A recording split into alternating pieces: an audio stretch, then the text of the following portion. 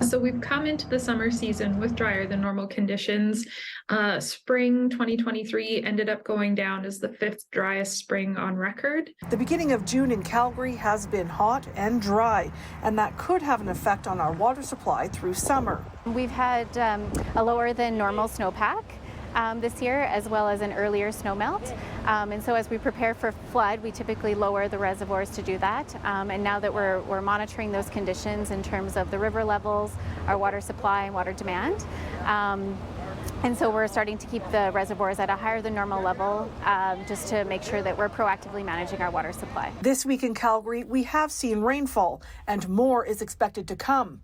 Meteorologist Sarah Hoffman says it's still not normal for this time of year, but it's getting us closer than we started off in June. And that's kind of how June goes. We get these large low pressure systems developing and dumping a lot of rain at once.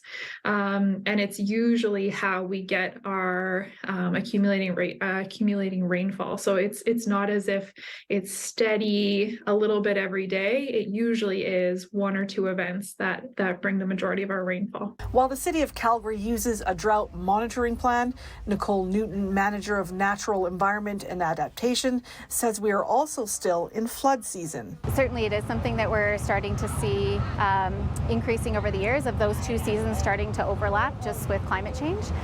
So this year it is a little bit abnormal that we've had that earlier melt, but being able to balance those delicately by monitoring the water levels. Newton says there is no immediate signs that will move into water restrictions this year, but they are looking to Calgarians to use water wisely and minimize outdoor water use. In Calgary, Danina Falkenberg, City News.